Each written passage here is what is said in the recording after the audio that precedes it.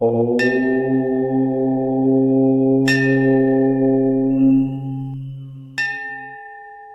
ஓம்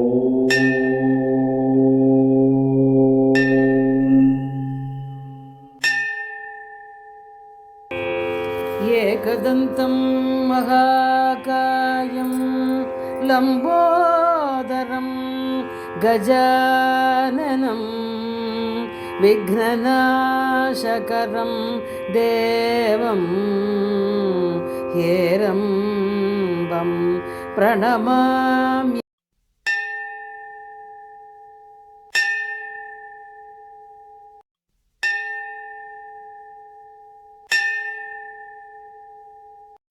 நமச்சிவாய நமசிவாய நமசிவாயவே. நாவினுக்குகந்த நாமம் நமசிவாயவே. காமனை அழிக்கும் நாமம் நமசிவாயவே. காலனை உதைத்த நாமம் நமசிவாயவே. வாழும் வழி காட்டும் நாமம் நமசிவாயவே. பாழும் வழி ஓட்டும் நாமம் நமசிவாயவே. ஜெய் சீதாராம், ராதே கிருஷ்ணா. அன்பு நண்பர்களே, உங்கள் அனைவரும் எனது தெய்வீக பயணம் யூடியூப் சேனல் சார்பாக அன்புடன் அழைக்கின்றேன். நாம் தற்போது தேவார பாடல்பட்ட ஸ்தலங்களை ஒவ்வொன்றாக தரிசித்து வருகின்றோம். தற்போது தரிசிக்க இருக்கக்கூடிய திருக்கோயிலானது நாகை மாவட்டத்தில் உள்ள திருமருகல் என்ற இடத்தில் அமைந்திருக்கக்கூடிய ஒரு திருக்கோயில் ரத்னகிரீஸ்வரர் திருக்கோயிலாகும். இது திருமருகல் என்ற இடத்தில் அமைந்திருக்கின்றது. பெருகலாம் தவம் பேரமை தீரலாம், சிறுகல் ஆகிய சிந்தை திருத்தலாம், பருகலாம் பரமாயதோர் ஆனந்தம், மருகலான் அடி வாழ்த்தி வணங்கவே என்று அப்பர் பெருமானாலும் இரு பதிகளாலும் திருஞான சம்பந்த பெருமானால் பாடல்பட்டது இந்த நாகை மாவட்டம் திருமருகல் அருள்மிகு ரத்னகிரீஸ்வர சுவாமி ஆலயமாகும். அறவம் தீண்டி இறந்தவரை ஞான சம்பந்த பெருமான் பதிகம்பாடு உயிர்ப்பித்து இறைவனின் திருமுன்னிலையில் திருமணம் செய்து வைத்த தலம், வறுமை போக்கும் தலம், மகாலட்சுமி தாயார் தவமேற்றி மகாவிஷ்ணுவை அடைந்த ஸ்தலம், சனி கிரகத்தின் உக்ரம் போக்கும் ஸ்தலம், பிரம்மதேவ தவமேற்றிய ஸ்தலம் என எண்ணிலடங்காத ஆன்மீக சிறப்புகளை கொண்டது இந்த திருத்தலமாகும். திருவடியும் திருமுடியும் நின்ற சூழல் அறிவனாகி விளங்கும் இறை பொருள்பொருள் இத்தலத்தில் அருள்மிகு மாணிக்கவண்ணர் என்ற திருப்பெயருடன் சுயம்புலிங்கமாக காட்சியளிக்கின்றார். வடமொழி பெயராக இறைவனுக்கு ஸ்ரீ ரத்னகிரீஸ்வரர் என்ற பெயர் விளங்குகின்றது. அரிய தமிழில் மாணிக்கவண்ணன் என்றும் அழைக்கப்படுகின்றது.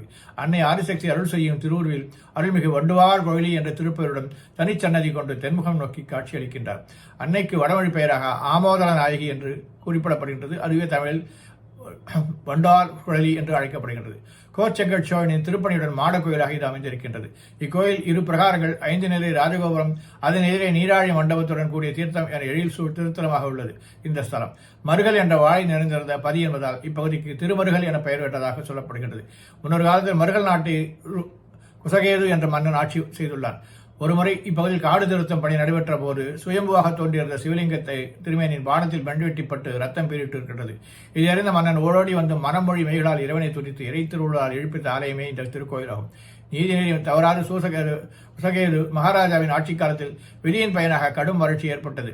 9 ஆண்டு காலம் மழையில்லாததால் மக்கள் சொல்லனா துயரத்துக்கு உள்ளாகினார்கள். பசிப்பிணியாலும் ஆட்டி வறுமையாலும் மக்கள் நீதிநெறிகளை புறந்தள்ளினார்கள். இதனால் மனமுடைந்த மன்னன் குசகேது மக்களின் பசியை போக்க முடியாமல், மக்களை நீதிநெறி நடத்த முடியாமல் வாழ்வருடைய இறப்பதே மேல் என்று கருதி தன் துயரை எல்லாம் இறைவன் திருமண் என்று கருதி அவன் இறுதியில் தூக்கிட்டு தற்கொலைக்கு முயன்றான். தன்னலம் கருதாமல் தன் குடிமக்களின் நலனுக்காக தன்னுயிரும் துணிந்த அந்த மன்னனை தடுத்தாட்கொண்டு சிவகணங்களுடன் காட்சியளித்த சிவபெருமான் மருகல் நாட்டின் வறுமை தர திருமருகல் மற்றும் சுற்றுப்பகுதியில் மாணிக்கம், நெல், முத்து, நீர் ஆகிய மழைகளை பொழியச் செய்து அருளினார். மாணிக்க மழை பொய்யை செய்து மக்களின் வறுமை போக்கிய வள்ளல் என்பதால் இந்த தலைவனுக்கு மாணிக்கவண்ணர் என்ற பெயர் ஏற்பட்டது. வைப்போரைச் சேர்ந்த வணிகன் ஒருவனுக்கு 7 பெண் பிள்ளைகள். ஆண்மகு இல்லாத அவன் தன் தமக்கையுடன் மகனை தன்னுடன் அழைத்து வந்து வளர்த்துள்ளான். மேலும் தன் பெண் பிள்ளைகள் ஒருத்தி அவனுக்கு திருமணம் செய்து வைப்பதாகவும் தமக்கைக்கு அவன் வாக்களித்திருந்தான். ஆனால் காலப்போக்கில் தன் வாக்குறுதி நிறைவேற்ற தவறியனாக அந்த வணிகன் தன்னுடைய 7 பெண்களில் 6 பெண்களை செல்வந்தர்களுக்கு தேடிப்பிடித்து தந்தான்.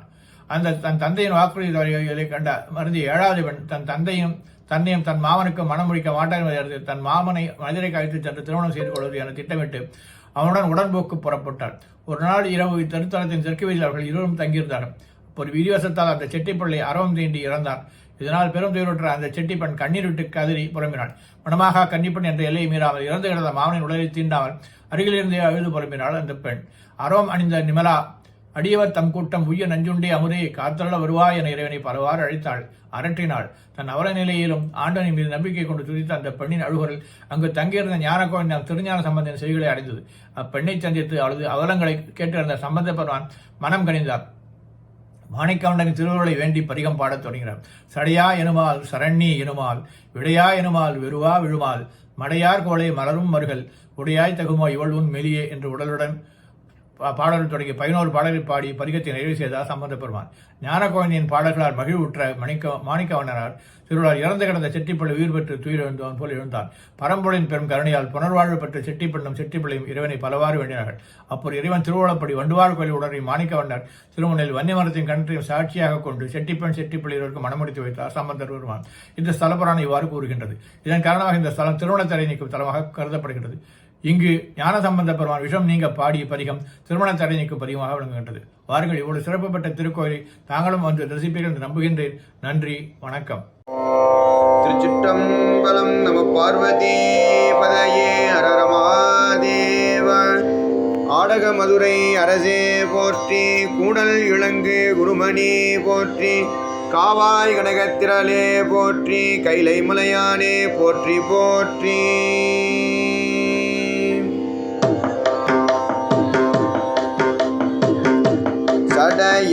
சடையாயனுமால் சரண்யனுமால்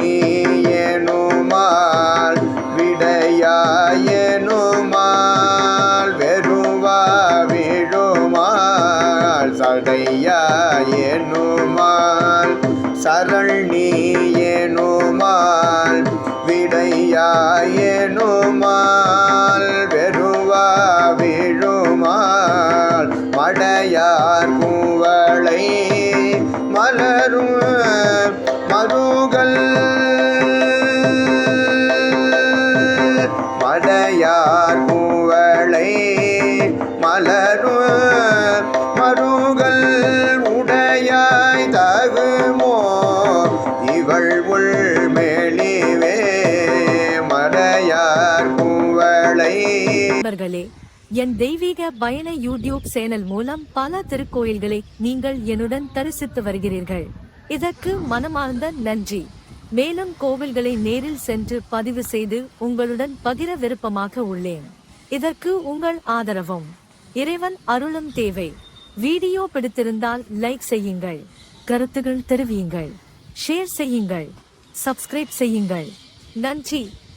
Dear friends, heartfelt thanks for joining me on my spiritual journey through my YouTube channel, where I share temple visits with you. I strive to personally visit and bring you more divine experiences. Your support means a lot. Please like, comment, share, and subscribe. Thank you.